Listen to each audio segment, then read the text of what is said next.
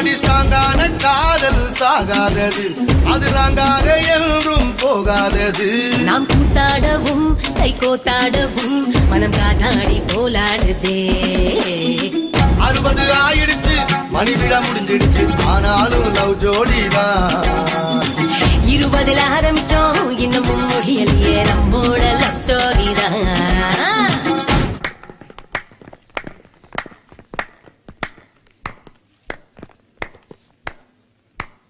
என்னமோ பண்ண போறான்.